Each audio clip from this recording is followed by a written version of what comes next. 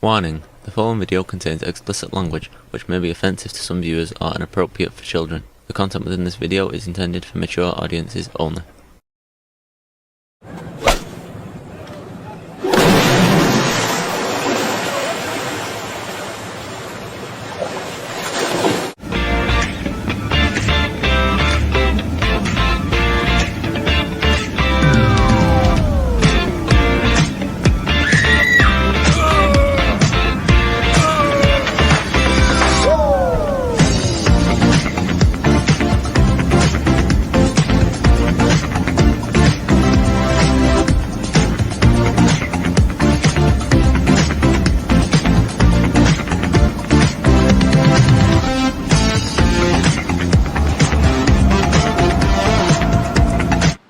Hey everybody, it's Jeff. I hope you've had a good week. I guess it's been not hot today, but very humid, very humid. We're going to get some rain here. We've been getting little showers all day, but I think a bigger rain is coming soon here. So I expect we'll probably have another heat wave this month, pretty quickly, I guess, maybe in a week or so. But nope, it's just rain, and everybody's saying we needed to have it because it's been dry, and it's I don't know, the last few days have been really nice out. So yeah, okay, so we need rain.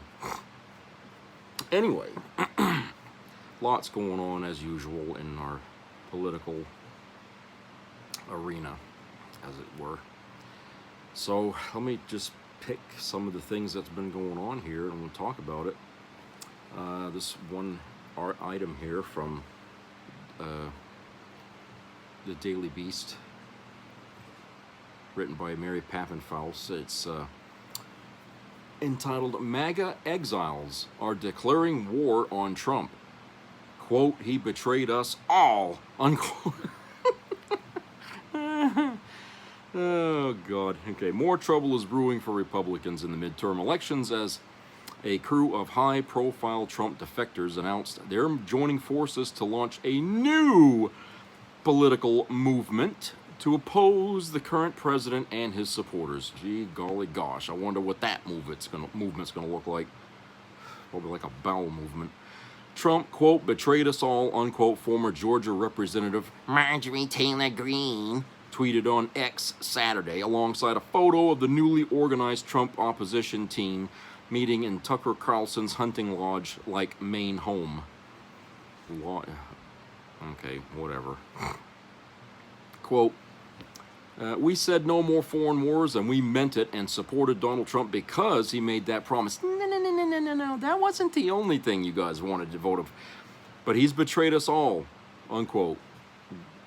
Green continued, quote, our commitment is America first for all Americans, right, left, and center, and white. The movement has begun, unquote. Well, you know why they voted for Trump, and it had absolutely nothing to do about no more wars, okay? They were fine with wars as long as Trump was rounding up all the people of color in this country and exporting them. That's what they voted for him for. It was all about racism. The post was seen by more than 5.5 million people and racked up nearly 10,000 comments, with some defending Trump and others attacking him. See, there's still defenders out there, believe it or not. Several comments wondered why Trump's supporters could have been so delusional to begin with. Quote, everything Trump said was a lie, unquote, noted one response. Quote, the only good question is why anyone believed him in the first place, unquote. That's $1 million question. He goes, I'd like to know the answer to that. You know. Quote, you're a fraud, a terrible judge of character, unquote, another tweeted to Green. Well, she is a fraud, I can tell you that. She's an opportunist. She sees smoke in the air, and where there's smoke, there's fire, and she knows that Trump's reign is coming to an end, and that's why she's stepping up to the plate here. Hold on a second. So, look, people, just don't believe what she's doing is like, oh, she saw the light. Believe me, she ain't seen nothing. She's still pissed off that Trump turned on her. She's mad that Trump wasn't kissing her ass, because I know that's what she wanted. And she turned on him, and he turned on her. And now she's watching him go down in flames, and now she's thinking, you know, now's an opportunity, you know, to get back into the political structure again. Okay. Kentucky GOP Representative Thomas Massey, former director of the National Counterterrorism Center, Joe Kent, Green's conservative journalist husband, Brian Glenn, whom she married just days ago in Las Vegas, were among those at the gathering. Green, who resigned from Congress in January following several high-profile clashes with Trump, had hinted earlier about starting a new political movement or party that would attract activists from both the right and the left. Folks, these kind of movements, they don't really work. We've been trying to get a third party up and running in this country for years, for a long time. And as you can see, you've already got two parties that corner the market on politics in this country. They're never going to let a third party come in and fuck everything up. Believe me. Quote, there's going to be a third party, and I'm going to do everything I can to bring that about, unquote. He has apologized to his followers for previously backing Trump. In a scathing Bloomberg interview with journalist Michelle Hussein in July, Carlson blamed the weak president, and that weak is in quotes, for tying the U.S. to a no-win war with Iran simply to serve Israel Prime Minister Benjamin Netanyahu's drive for regime change in the Middle East. Kent resigned his position in March because of Trump's war, saying in a statement then, quote, Iran posed no imminent threat to our nation, and it is clear that we started this war due to pressure from Israel and its powerful American lobby, unquote. Yeah, I can't disagree with that, what he said, because, frankly, we've been in this war, how long now? And we ain't gaining any ground. We're getting as much as we're giving, and now they're trying to say we can't give any more because we've got no more bullets left. Okay, essentially. And I call bullshit on that. I say, no, they're setting a stage, a foundation to withdraw or abandon the war without actually saying we surrender. We're just going to abandon this fucking war over there. And then what? Okay? And I think it's crazy that, you know, he's got the press eating out of his shorts here over what he's saying about, oh, well, we're running low on ammo and all this crap, because I don't believe that for a fucking minute. You know, the biggest fucking thing that this country makes money on is weapons. Think about that. Think about that. Weapons. Let's see. In a scathing... Oh, whoops, I'm sorry.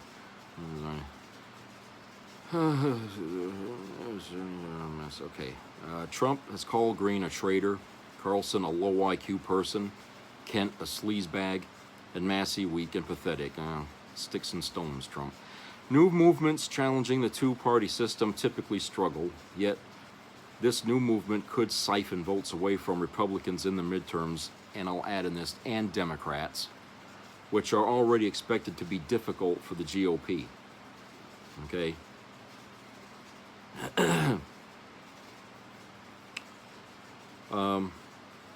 It amazes me, you know, some people are just waking up to the fact that Trump is and always has been a fraud. Has he ever spoken the truth about anything? I can't think of anything that he ever said that was truthful. And look at the record of failures. He can't do anything right. Everything that he's done, even the smallest thing, was either a scam or it fell apart. You know?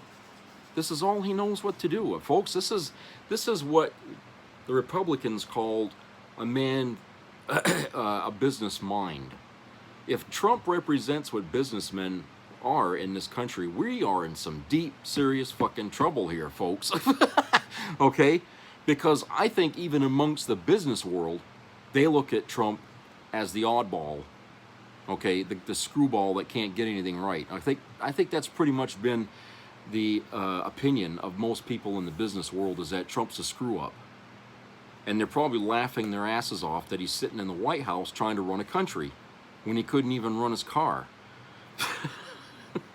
Christ all fucking mighty. I mean, I just, what else are we to think about this guy? Like I said, he's got us engaged in a war in Iran, which could flare up to a super big fucking war at any moment. We don't really know what we've been doing over there. Because look, he's been lying pretty heavily up to this point here, right?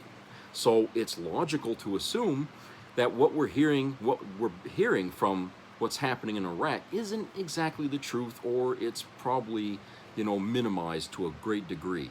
If it's true that we don't have many rockets and munitions left, then that means we have been dumping tons and tons and tons of fucking bombs over there in a very short time. Has anyone noticed any like fleets of planes, bombers heading over there in your neighborhoods, or anything like that? I haven't. Okay? We really haven't been doing these carpet bombing campaigns as they're trying to suggest. Okay, they're talking about bombing a mountain, but that's the only thing that we really know that they're trying. But has he been bombing constantly for weeks and weeks and weeks? No, it ain't like Vietnam, where people knew that Nixon was doing that. Hold on. I can't really say that I know for a fact that we are running out of munitions, except, we're getting this from the same regime that's been lying to us about how many people have died over there. Okay, I mean, if they're willing to lie about that, what else were they willing to lie about concerning this war? So, unless they've been doing these big carpet bombing raids, which I don't think they have, then that would be the only reason why we'd be low on bombs. But Jesus Christ, if we dropped as much tonnage on that country as we said, there'd be nothing left of Iran by now. Okay? So that's why I'm saying I think they're trying to lay the foundation for a withdrawal, or an abandonment of this fucking war. They're not going to say we surrender. We're not going to say we lost. Even though everybody all military analysts have said the United States has lost already. Okay, we just don't want to admit it. Trump doesn't want to admit it. Americans don't like to lose a fucking fight. Okay, but we lost. We cannot maintain this war any longer because our economy isn't strong enough to withstand it, and Iran knows that. Okay, why do you think they're coming down so hard on oil and all that shit? So, like I said, this is a mess that it has to stop. And the only thing left to use, if it's true that we don't have that much munitions left, is we'd have to start lodging ICBMs, nukes over there, and that's it. But you start that, and everybody's going to say, okay, fuck you, America, we're going to stop you right here and now, and then they'd hit us back, everybody, okay? Because look, we're not well liked right now. We're not well liked, okay? So I mean, you got Iran saying they're going to try to assassinate Trump, and you got them going after Milania and the kids, and all that shit. I say kids, but I mean, Trump's siblings, okay? They're all marked by Iran, okay? So they're scared. They're scared. I think that's what they're scared. They know they're in trouble.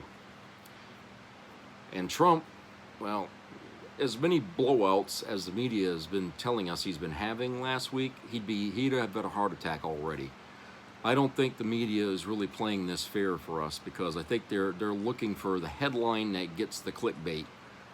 Every time they say, oh, Trump blows up at this, or he has a meltdown over that, it's like, well, when you read it, you'd say, well, he knew this already. He knew that already. Okay? If he's melting down as much as that, he'd have died of a heart attack by now. So, we don't really have a press that's really on the up and up here. Okay? So here's this other article here from the New Republic, written by Greg Sargent.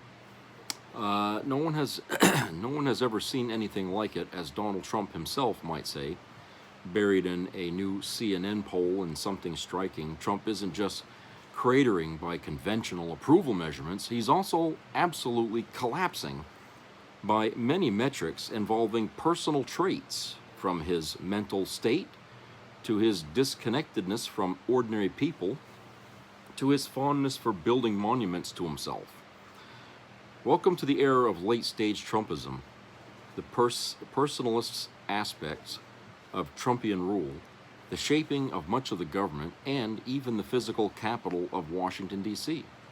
Around one man's relentless self-dealing and self-aggrandizement have all started imploding in on themselves in a collapsing supernova of venality and megalomania. The CNN poll finds that only 34% of Americans approve of Trump's job. That's pretty much where MAGA sits. 34% was the amount of this country that considered itself MAGA. Okay? They already showed that in the election, after the election, the polling and stuff like that. And we figured out through that that's how many people in this country support Trump, was 34%. Okay, between that and 30%, okay?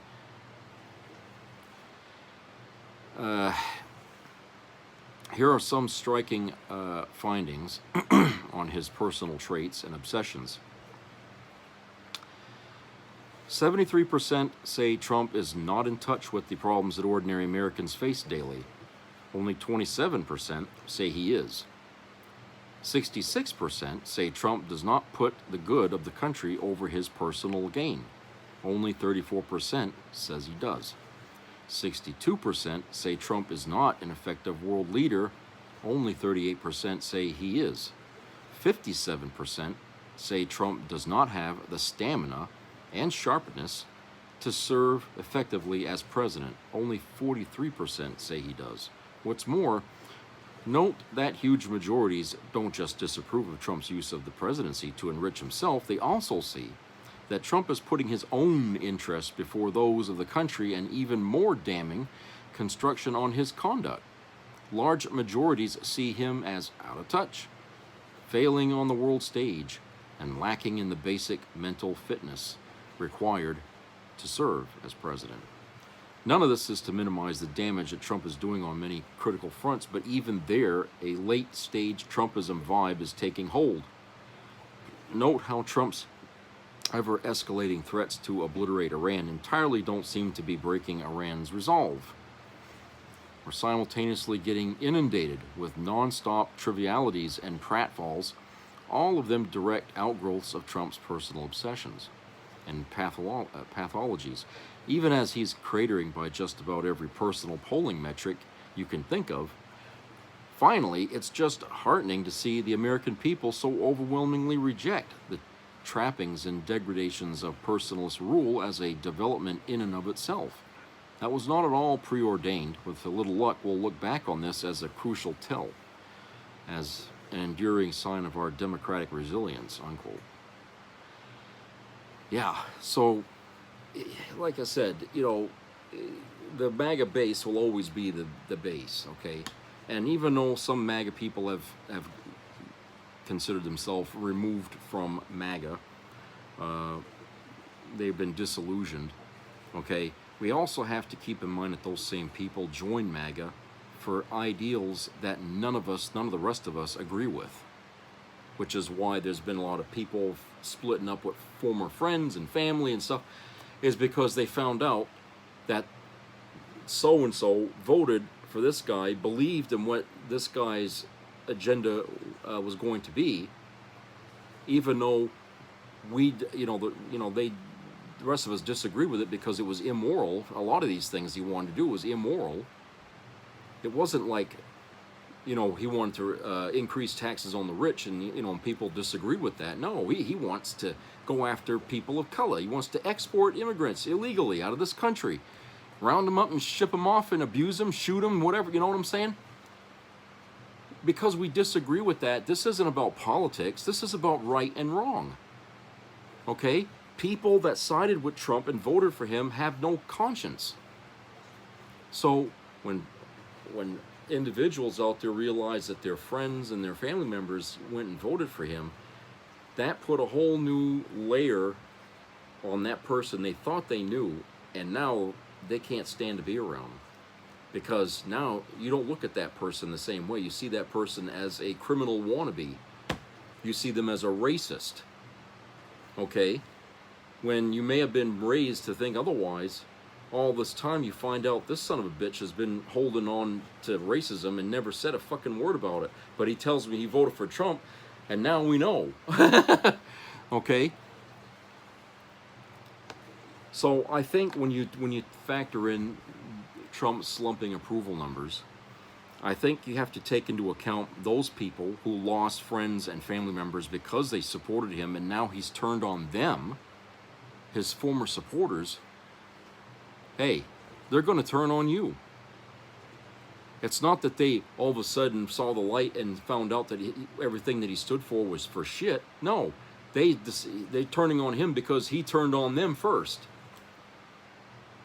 You know, he didn't follow through on what they wanted him to do, except for, you know, they're all happy about the immigration. That's the one thing in the polling data that you're going to see more Trump supporters in line with, is they're happy about the way he's been doing the immigration, you know, agenda. Okay, and that in itself still tells me that these people are going to always be MAGA, regardless if Trump is the guy that's going to represent that or not. Okay, we have a problem in this country, folks. We got a problem with people who cannot live the American life. They can't be American. They can't be open.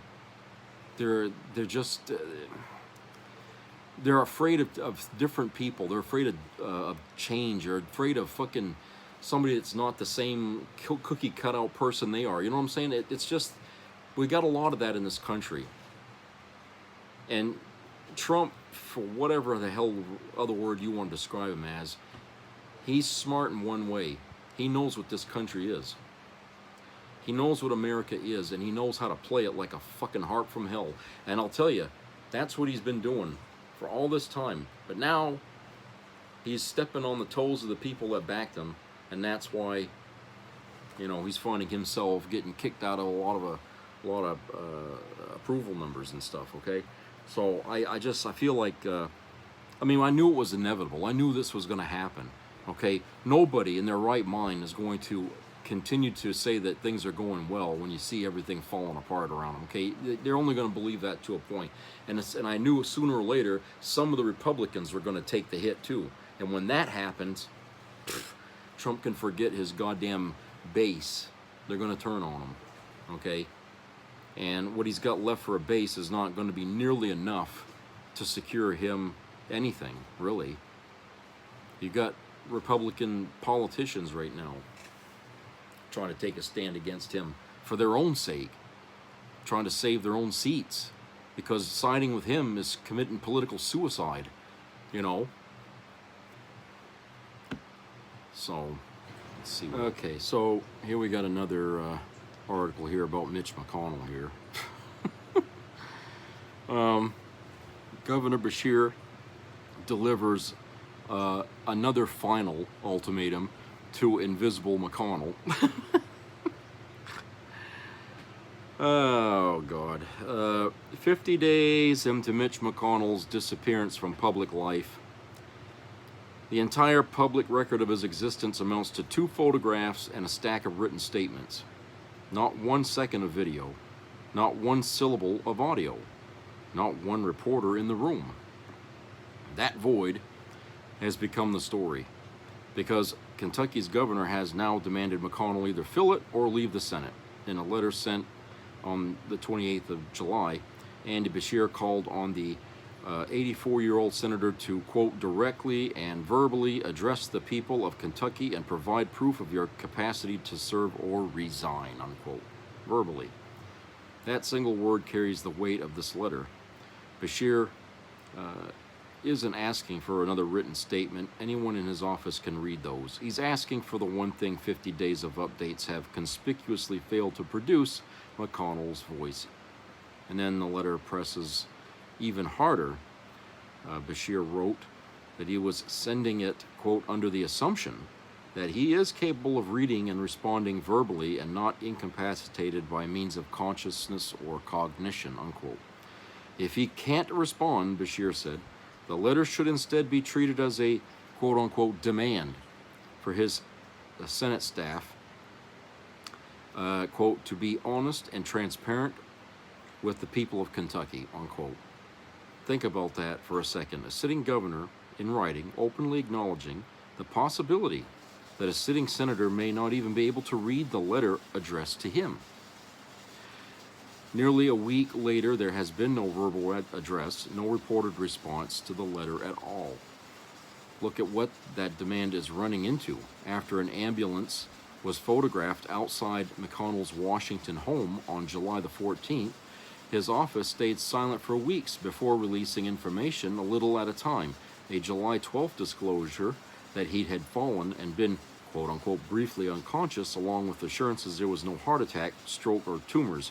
Then came 2 bedside photos with his wife Elaine Chow, followed by a note from the office of the attending physician saying he was, quote, not yet medically cleared to leave the rehab facility, unquote. No physician has put a name on any of it. No timeline has been provided. Bashir himself told CNN he doesn't know whether the photos are an accurate portrayal of McConnell's condition. People in Kentucky have noticed. At Saturday's fancy farm picnic, the political tradition McConnell had attended for more than 40 years, the crowd repeatedly chanted, "Where's Mitch?" At the stage he didn't appear on. His office, meanwhile, released a written statement about how much he'd missed the pork and mutton.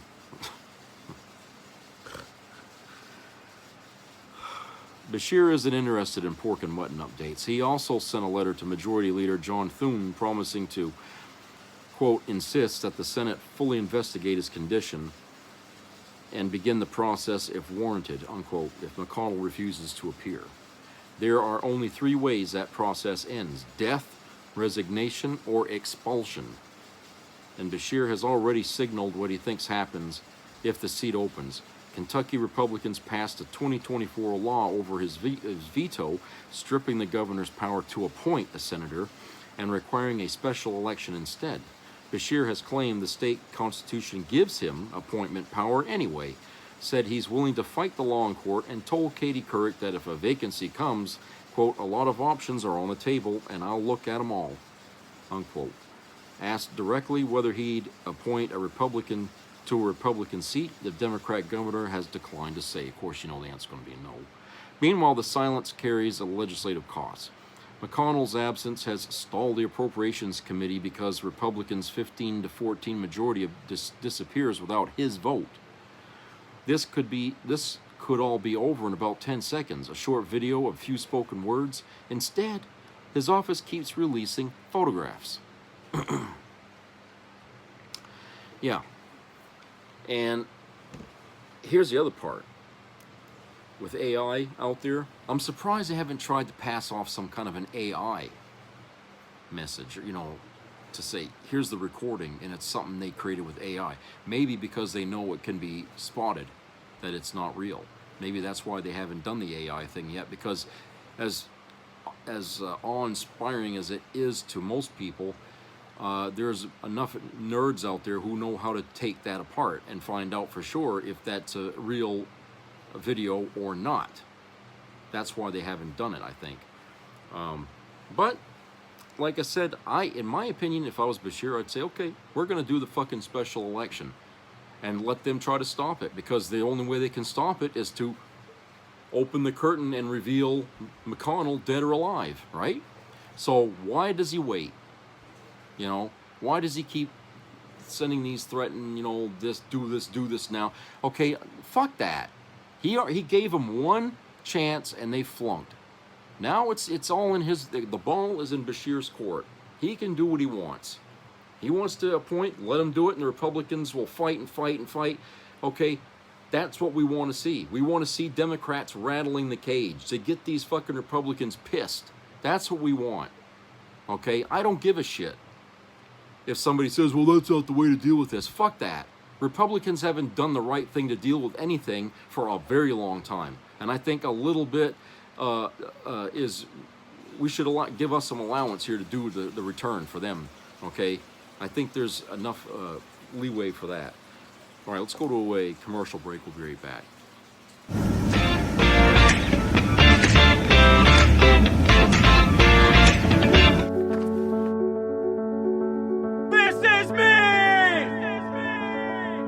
I'm Alex Curtis. I'm a lobsterman in Maine, and this is me. I'm Roxy Sugar, and this is me. I'm Eric Hopkins. I'm an artist, and this is me. This is me. Me. This is me. This is me. At the end of the journey, the main thing is you, original. I think between the couple, girl. But I am a few person of you love. So I will leave you when you said you had love. It's in the moment time I hit the next some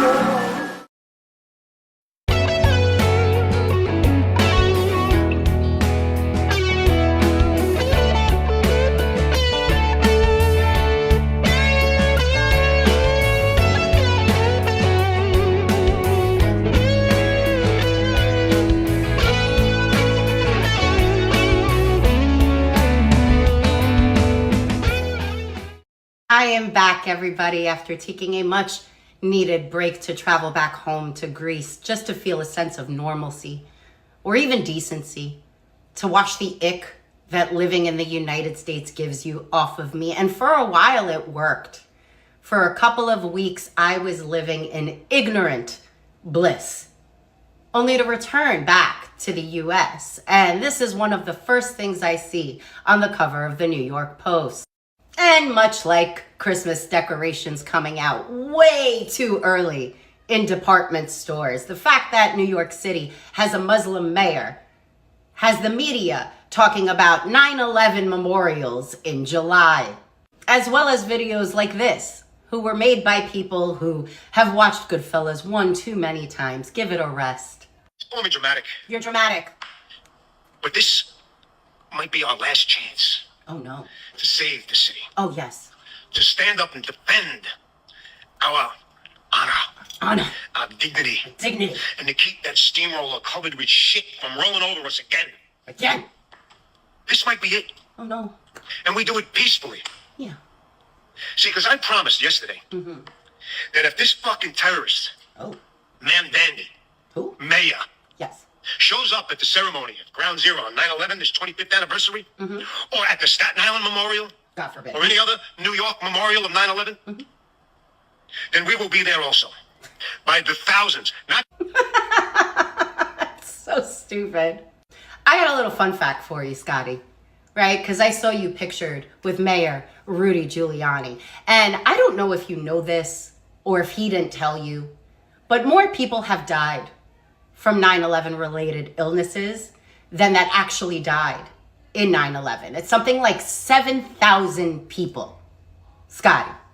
People like first responders or members of cleanup crews, people who were around or lived in the city at the time. 7,000 people, Scotty. And it's because the man you were pictured with told them that the air quality down at Ground Zero was safe, that they had to get down there and clean up the mess that their fearless leaders created with their bare hands, breathing in God knows what, for God knows how long. And guess who knew that the air quality was not safe? Mayor Rudy Giuliani. But he lied to everybody because the biggest financial capital of the world had to get back up on its feet. And do you know what party, Scotty, continuously denied 9/11 benefits and health benefits for those people? Go ahead, I'll give you a hint. No outrage there, right? Let's take it out on the guy who was 9 years old when 9/11 happened. So Scotty, spare us the fake outrage and the fake tough guy act and this whole shtick you got going on. It's 2026. No one remembers Andrew Dice Clay anymore. Anyways, bye.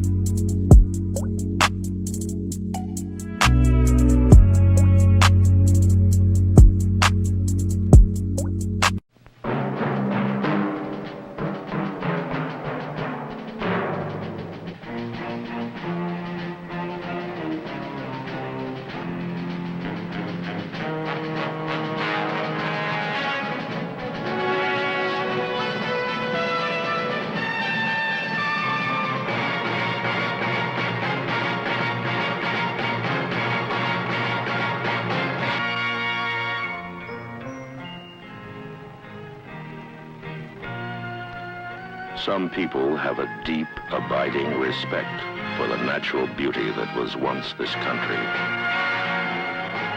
And some people don't. People start pollution. People can stop it. Write for Pollution Booklet, Box 1771, Radio City Station, New York. Be a part of the entertainment value of a lifetime.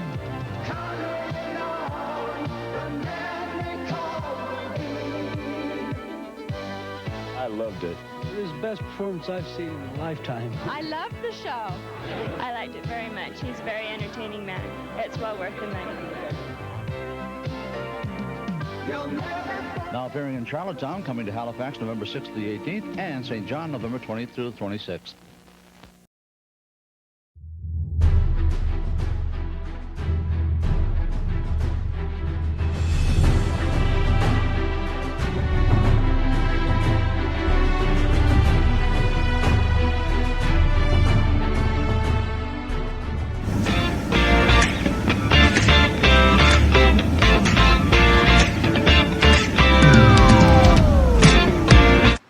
Okay, welcome back, people. All right, in case you didn't know, everybody's wondering where Milania, Trump, and Donald's son Barron have been. They're just gone. I don't believe that nobody knows where they went. I think somebody does, but they're not saying. So I have a video here that talks about that, and this is from Media's Touch, and we'll watch that. We'll come back and discuss it. Milania Trump has gone missing as Donald Trump has discarded her, and he has discarded Barron, it seems. Donald Trump has been spending his time with Natalie Harp, his personal assistant. She refers to herself as his human printer. Other people refer to her as other things as well. Milania Trump has not been seen for several weeks. She was not at the White House Correspondents' Dinner, where Donald Trump made an absolute fool of himself and further humiliated the United States. She was not at Lindsey Graham's funeral. She has not been seen near the White House. She has not been seen in the past few weeks. Who has been seen? Natalie Harp, who is referred to in the White House and elsewhere as Donald Trump's human printer. People refer to her as something else for Donald Trump as well. And people are asking, Where is Milania? Where is Barron? It's the ultimate karma, right? They were always trying to taunt Hunter Biden. Where is Hunter? Yet Hunter is more popular than ever right now. And whether he's speaking to liberal audiences or MAGA audiences, Hunter is a beloved figure. MAGA has left Donald Trump. We're seeing that in the polling numbers. And now the attention is squarely on Barron, and is Donald Trump doing anything to protect Milania, anything to protect Barron at all? Is he making any statements about them? No, quite the contrary. Donald Trump is whining and saying how unfairly he is treated, how he is abused. He is discarding Milania and Barron. Now, it should also be noted that both Milania and Barron are targets of Iran. Iran, through various state media over there, have put out statements saying, here is where to kill Milania. They provided details about assassinating Milania. Real gruesome video they put out there about Milania, about Barron. So they're escalating their threats about Milania and Barron. And of course, here in the United States, there is a draft Barron movement as Donald Trump is escalating this catastrophic war in Iran, putting more of our service members in harm's way, more killed in action, more casualties. People are saying, get that spoiled brat Barron wherever the hell he is. Have we even heard him speak other than say, suitcase? Get that guy on the front lines if Donald Trump is escalating this war further. But Donald Trump doesn't care about those threats from Iran about Milania and Barron. Trump cares about his buddy Netanyahu. Netanyahu is here with Trump these past several days. CBS reports that Netanyahu handed Donald Trump the plan for striking Iran. Apparently, Netanyahu gave Trump 3 options. Here's what you got to do, Donald. And Trump and Netanyahu, that's what led to this escalation that's taking place. It should also be noted that Milania is just flailing right now. She's threatening to sue someone named Zev Shalev and Amanda Ungaro. We know Amanda Ungaro was one of Melania's close friends. She's the former girlfriend of Paolo Zampoli. Zampoli introduced Milania to Donald Trump in the late 90s at the Kit Kat Club. Zampoli brought Eastern European girls and women to the United States for his so-called modeling agency, and then he would introduce his models to rich Manhattan businessmen at the Kit Kat Club and other parties that Zampoli would host. Amanda Ungaro, longtime girlfriend of Zampoli. Ungaro says that she was trafficked as part of Epstein's sex trafficking ring. Ungaro's in a custody dispute with Zampoli. She also alleges Zampoli got her deported to Brazil. And she's been posting, of course, we've covered it here, that she knows a lot of secrets about Milania, and she knows a lot of secrets about Zampoli, and she knows a lot of secrets about Donald Trump's dark past. So Ungaro was doing a Substack interview with Zev Shalev, and they said a number of things, and now Milania all alone, nowhere to be found, her and Barron withering away, it seems, in my opinion.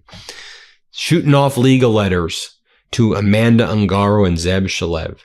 This law firm serves as litigation counsel to the First Lady. Please direct all correspondence to us.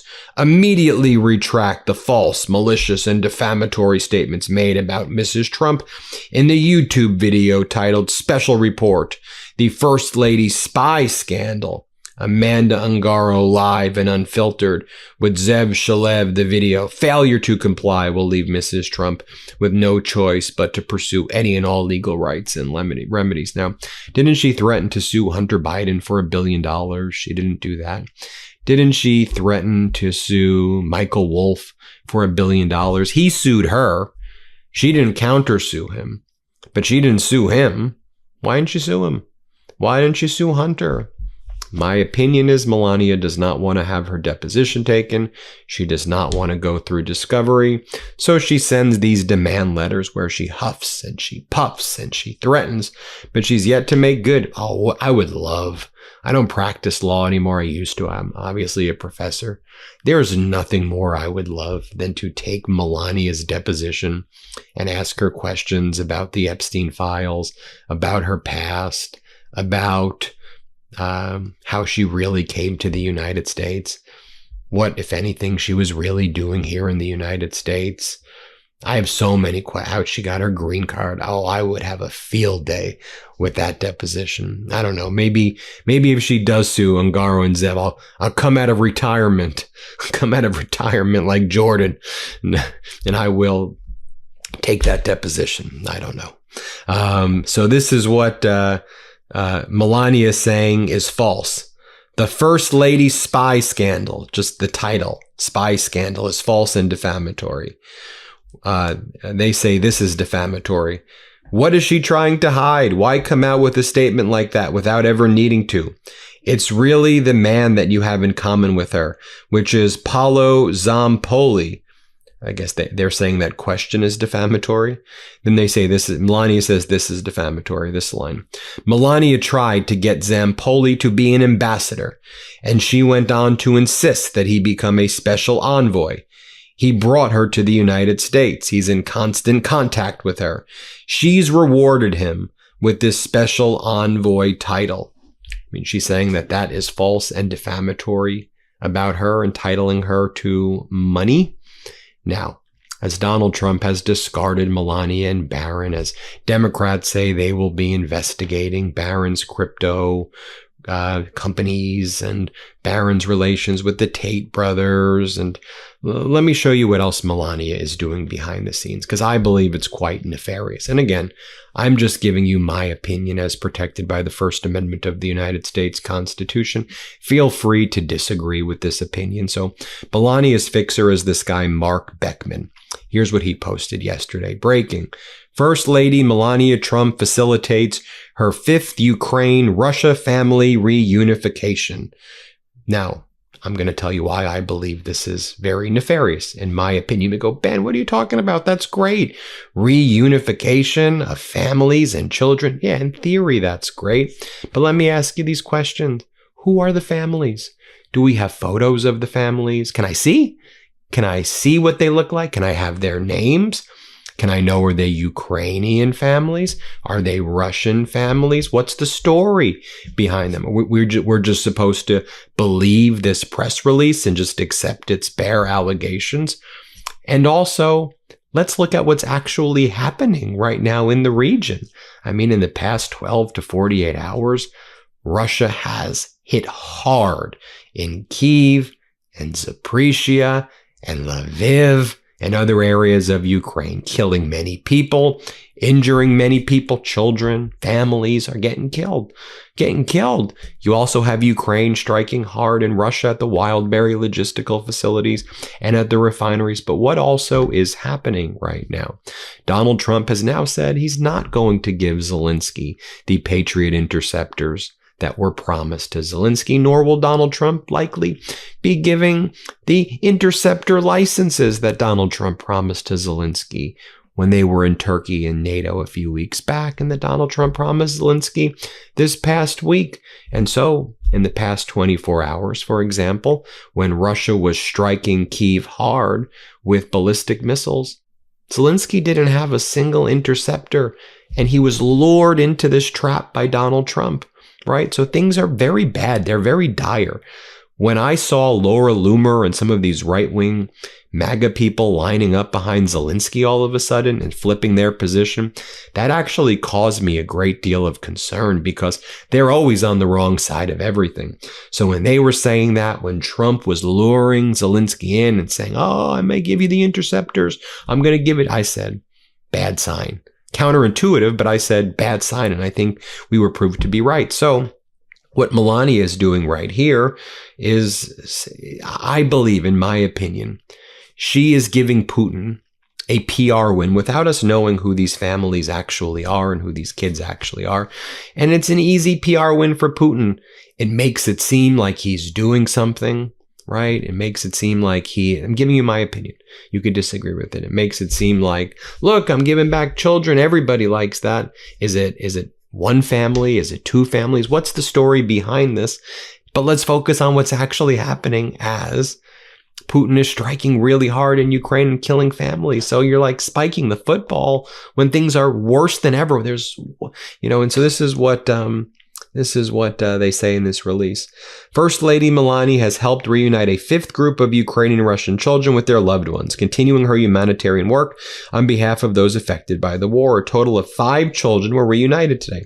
The milestone marks another step toward ensuring that innocent kids can safely return to their homes, communities, and the people who care for them. The First Lady remarked, while diplomacy and peace building are important to this effort, they are surpassed by our collective ability to place children above international disputes. Every reunion is a reminder that compassion, dignity, and family can transcend even the darkest times, war. My representative and I continue working with the governments of Russia and Ukraine to safely return children to their families and communities. Like, in theory, great, but what's actually happening? Who are these people? We need to know more information, and we need to ask questions. It's like the same thing when these narratives were out there that all of the 50,000 Moroccans were in this, Spanish city, Ceuta. And, this shows that Spain doesn't know what it's doing with immigrants. And this is what's going to happen if Democrats take control in the midterms. It's like, look deeper. Okay. The Moroccan dictatorship brought these people by trucks to the northern Africa. Ceuta is in northern Africa, and had it released everybody in this small city that belongs to Spain. There's a whole body of water, by the way. You can't just it's not like in Spain in the European continent. It's in northern Africa. And this was obviously an operation by Morocco, and it seemed also, in my opinion, directed by Netanyahu. Morocco is part of the Abraham Accords, and it just seemed designed to send a message to Spain as Trump's escalating in Iran for the fact that Spain didn't help Trump in the catastrophic war in Iran and didn't want to commit the war crimes. So I humbly submit that's the reason. So I want to make sure we focus on the truth. And when you focus on the truth too, like, Milania is out there, saying all of these things, threatening to sue these people, billions of dollars. I'll sue you. But what's unforgivable is this. We all know the story about the Milania meme coin, but the fact that the Trump family made billions of dollars on crypto as a family, and Barron made a lot of money too, on different crypto ventures, apparently. The Trump meme coin lost 98% of its value. The Milania meme coin lost 99% of its value. The Trump meme coin, 98% of its value. That's so unforgivable. That's so unforgivable. And so, in my view, Milania has the karma right now that she deserves, in my opinion. Donald Trump out there with Natalie Harp, Milania missing, nowhere to be seen, threatening to sue people, putting out messages, in my opinion, that's actually giving PR wins to Putin. Again, just giving you my opinion. Feel free to disagree with the opinion. Protected speech, First Amendment. That's her life right now. Pretty pathetic, in my opinion. But you deserve it, Milania, in my opinion. Hit subscribe, everybody. Let's get to 7 million. Thanks for watching, everybody. Very interesting, huh? Very interesting. I'd like to know, some of you out there that, if you watch this video, what you think is going on here. Why do you think Milania and Barron are in hiding? Some people, says might be connected to the Tate brothers, them 2 assholes there that's arrested there. That, in fact, I think I read somewhere where one of those 2 idiots is starting to, blackmail Trump a little bit by saying, I know some things about Trump, I could say, because, they're getting bitchy now. They're sitting, in lockup, okay, and their little asses aren't pampered, like they want to be. So, I knew it was going to happen eventually. If they know anything about Trump, and things like that, they're gonna give up quick. Okay, because these two idiots here, they've been living high on the hog there as they ever have, and getting their way for a long time. But it may be because of that. It might be. I don't know. I mean, you'd have to find some dots for us to try to connect here with the Tate brothers and Milania and Barron. I mean, I really don't know. The other thing is, you know, which probably makes a little more sense, is that with Iran threatening Trump and his family, that they may be hiding somewhere to get out of harm's way. I mean, I don't know. I mean, I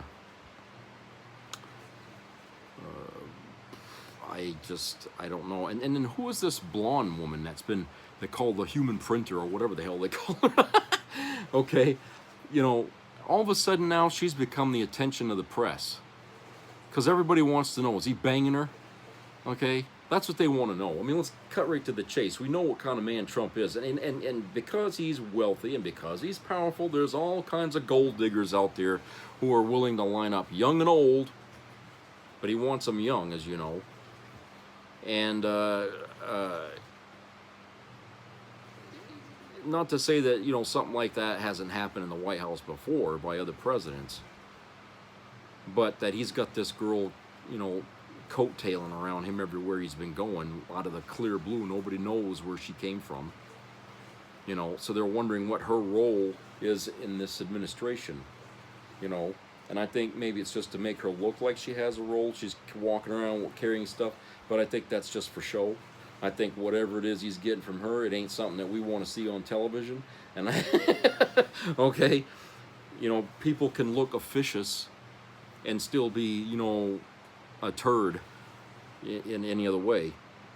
But a lot of people are not going to be distracted by this. They want to have those Epstein files unredacted and released to the public.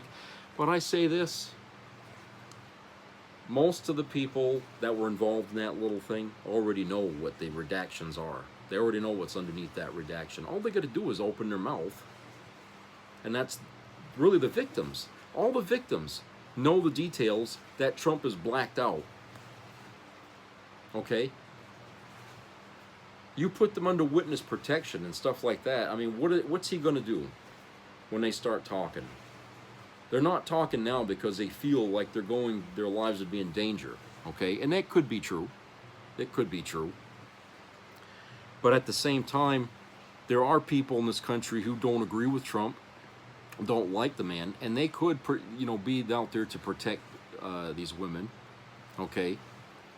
And you know, that in itself would be pretty damning to Trump.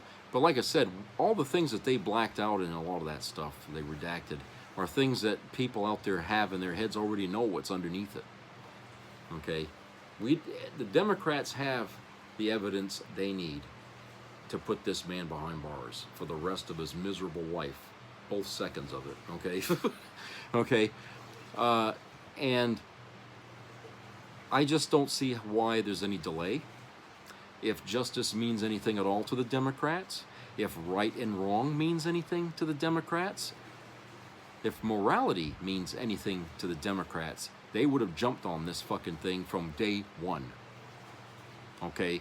They would have done everything conceivable to prevent that man from getting as far as he did. That only tells me that there's elements in the Democrat Party that are also under the gun. Okay? That would be a logical thing to assume here, right?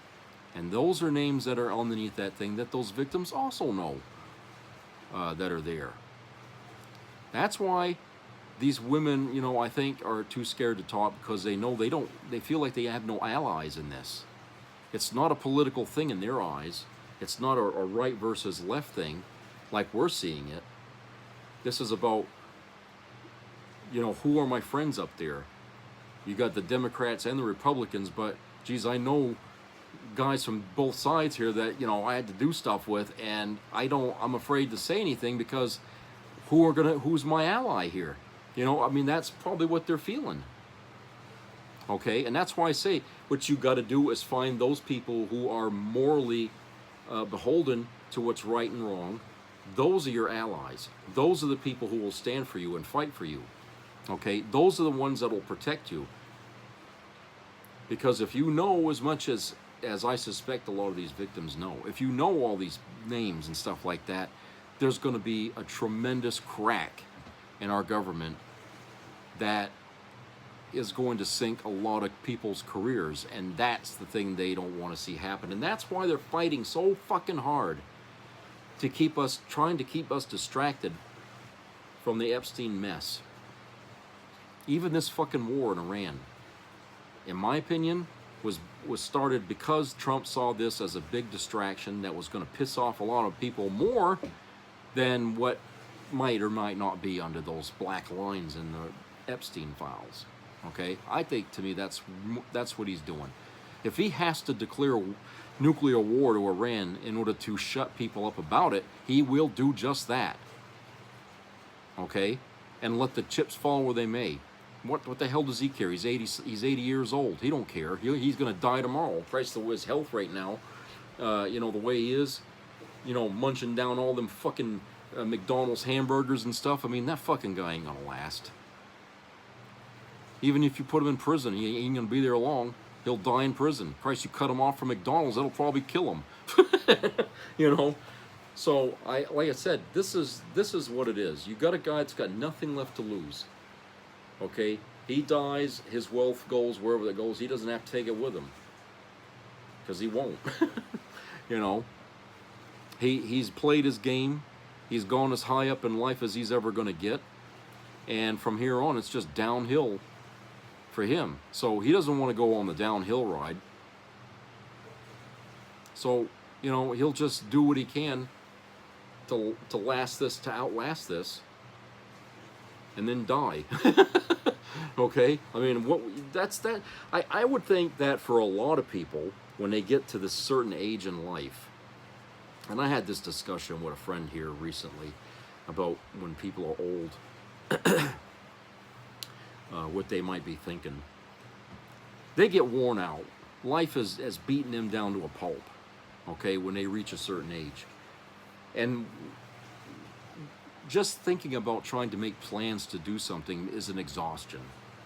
It's like, because, they don't feel like they're physically able to even do that much, to even try to enjoy themselves, because it requires physical work, labor. We got to drive somewhere. We got to spend money on, they can't see the good side to anything anymore, because everything came with so much hard work that they're just exhausted. And even if a person as wealthy as Trump, at his age, and all the shit that he's taken his whole life because he's such a flawed individual, he has to be at that point too. He's got to be like, I'm sick of this. I'm just tired of this shit. He must be feeling like that. This war in Iran has blown up in his face. He knows this, even if he won't admit it even to himself. Okay? The people around him are trying to, cockhold him or something and let him, oh, you're doing good, Mr. Trump. You're doing good. Just to keep him going. But they themselves also know that this is all a fucking bullshit, and we've lost. But Trump he's exhausted. He's given all he's going to give. Okay? And being such an easy pushover from other people is another piece of evidence to that. A guy who's willing to stand on his principles, if he had any, is somebody who's still got enough energy in him to fight for what he wants. But I don't think he does. What he wants doesn't matter anymore. He's sick of it. I don't know how far gone he is mentally, but I think that having that happening to him, his dementia and stuff like that, has got to be sucking the life and the energy out of him in itself. And being up all night, posting on Lie Social like he does, that's not good for him either. He's too old to be doing shit like that. He ain't a teenager anymore. Okay? People spend all night talking on that thing because they got nothing better to do with themselves. Trump should have all kinds of things he needs to do because he's the fucking president of the United States. But he can't seem to find anything to do at 3 or 4 o'clock in the morning that's more constructive than to be on that. that tells me he's checked out already from his responsibilities. He doesn't want them. He's exhausted. Okay, he's had enough. He just wants to settle his problems on the internet. Okay, that's how I see this guy.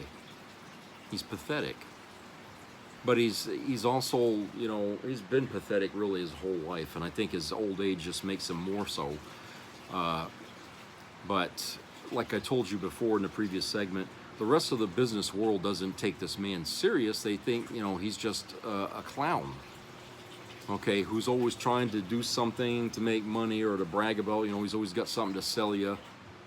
And I imagine whenever they saw this guy at a party, you know, when he was younger, they probably just thought, let's go over here and talk. You know, they just kind of kept their distance from him, especially when they saw him hanging around with Jeffrey Epstein, because a lot of them probably already knew what Epstein was into. But because Trump was so wealthy, you know, he could buy himself into a party whether he was invited into it or not, you know. But I think he was somebody that most people would just rather not deal with, okay? But now that he's the president, he's sort of got to be dealt with because he's the president, you know. But like I was saying, you know, I think the guy's just exhausted mentally, and being in that state of mind, he shouldn't be given this kind of responsibility of running the country. I mean, I think it's elder abuse when the Republican Party keeps him involved. I mean, imagine, on a smaller scale, imagine you have a parent who's very old, okay, and they're on medication and they're doing, you know, their health isn't 100%. And you want them to go out and chop wood for the fire. You want them to take the garbage out, do the dishes, make your bed. You want them to do all these things, okay? And you keep pressuring them, do it. What do you think that looks like to an outsider looking in? It's like, leave this fucking guy alone, okay? Stop pushing him. He can't do it.